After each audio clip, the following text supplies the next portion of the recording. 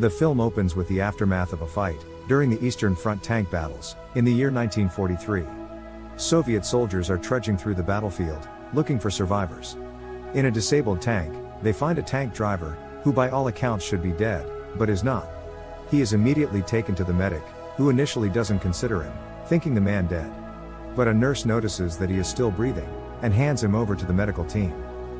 The rescued tank driver has 90% of his body covered in burns, but to everyone's surprise, he survives the night, and recovers within 3 days. The doctor goes to converse with him, and asks him his name, but the man is unable to answer.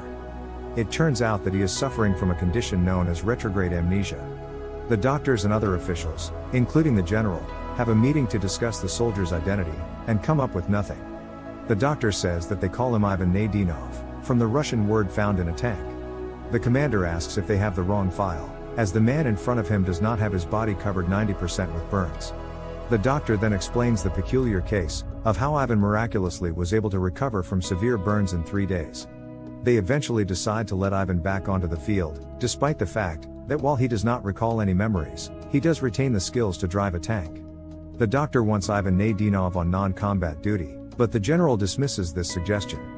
He says that he will return to driving tanks, as he remembers how to operate one, and there will be no exception to the rule of making tank crew members return to their duties. He does not need his memories to operate a tank.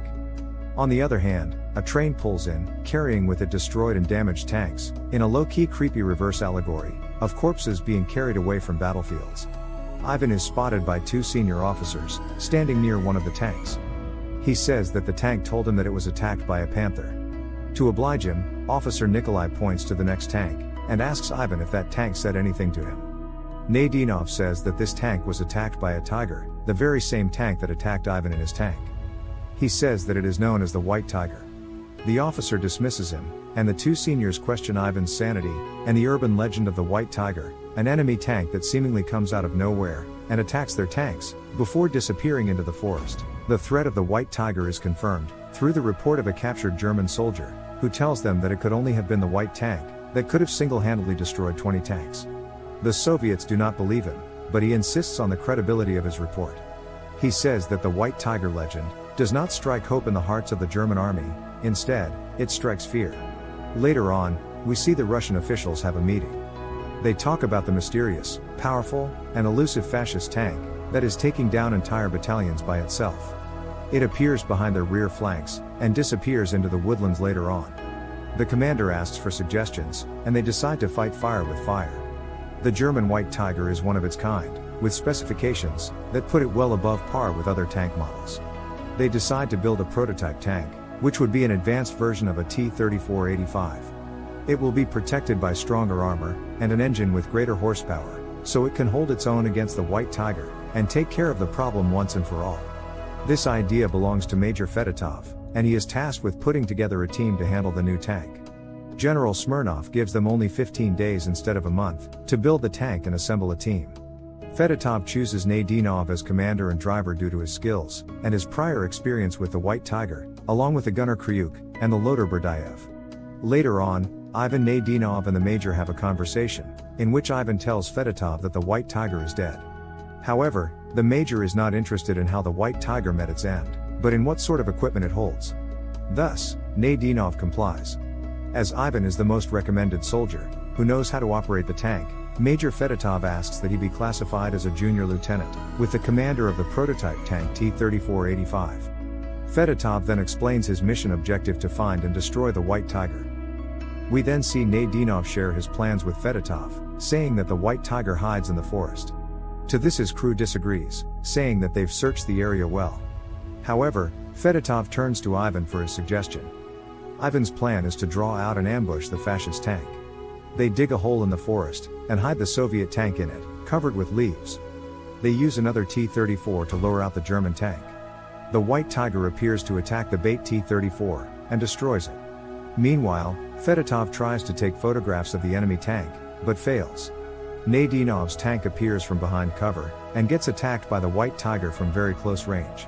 But to everyone's puzzlement, the White Tiger does not fatally damage their tank, and instead retreats. Everyone is confused as to why the White Tiger did not attack and destroy them, even though it could easily have, but decided to vanish inexplicably. Fedotov says that the White Tiger outsmarted them, and the Soviets believe that the tank sank into the swamp behind the forest. This is not believed by Nadinov. He believes that the German tank is still at large.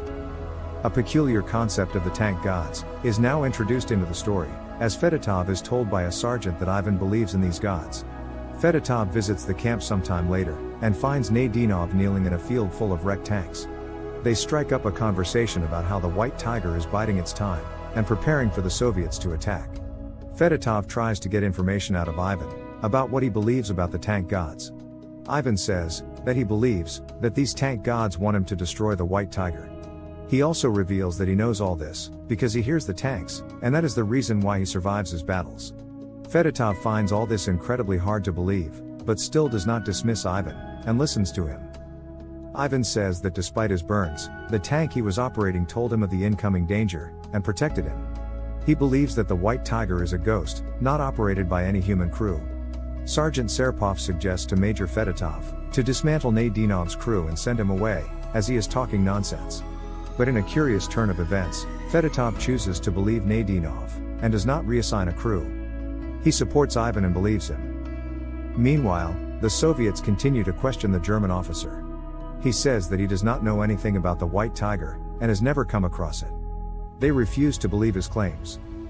The Soviet army tanks take the initiative to advance on the White Tiger. They open fire, and draw in closer to the range of the White Tiger, trying to surround it. This proves fruitless, because the White Tiger holds up its own, by firing faster and with unmatched dexterity, unlike the maneuvering of any human crew. This causes the Soviet tanks to be utterly defeated. To their horror, the White Tiger is able to take down the Soviet tanks with a mere shot. Nadinov and his crew chase the White Tiger, as it begins its retreat after wiping out the Soviet army. They follow its path through the forest fog, and come upon an abandoned village. Nadinov is able to detect a Panzer IV concealed in a barn, as they advance through the village. Kryuk fires at it with an armor-piercing shell, resulting in damaging its turret. They then come up to the White Tiger, and Nadinov engages it in combat. They start firing, but are suddenly unable to maneuver their tank, as the T-34's gun barrel gets stuck with some mud. The White Tiger suddenly fires, but it misses, giving them the opportunity to move onwards and shoot its turret. But this backfires, as their cannon blows up. Nadinov gets out of his tank, and faces off against the ghost tank with just his gun. But the White Tiger, yet again, retreats and disappears, choosing to spare Ivan. Meanwhile, Fedotov visits the commanding general officer, and tries to convince him that he believes that both the White Tiger and Ivan Nadinov are not real. Instead, they are the creations of the war itself. He repeats Ivan's belief of the White Tiger being a crewless aerial tank, and how Ivan can hear the tanks. This unsurprisingly does not affect or sway the commanding general's views, and he is ordered to take a rest.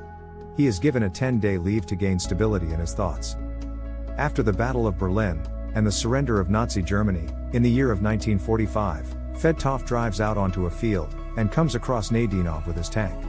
They both start talking, and Fedotov tries to convince Ivan to leave the battlefield and return home, as the peace talks have concluded with a surrender, and the war is finally over. Yet Ivan does not agree. He believes that the White Tiger is still out there, and the war will not come to an end, until the ghost tank is found by him and destroyed. He does not agree with Fedotov, when he says that the war is over, because he believes that the White Tiger is biding its time and can attack still. He is a firm believer that it will strike again, and that they haven't seen the last of it yet. Fedotov walks away, but when he looks back, Ivan Nadinov and his tank are no longer there. On the other hand, Hitler is seated across a man covered in shadows, possibly the devil himself. Hitler defends his actions in the war. He says that his actions, and Germany, will be portrayed as villains in the history of the world. He even implies that the destruction of the Jewish people, and his attacks on the Soviet Union, was only a realization of what the rest of Europe wanted, but could not openly admit. Hitler says that war is life itself. It has no beginning or end. It is everywhere and it is eternal. That war is the original human state. The end. Thank you for watching. Subscribe if you'd like to see more videos like this. Turn on the notifications and leave a like to help the channel out.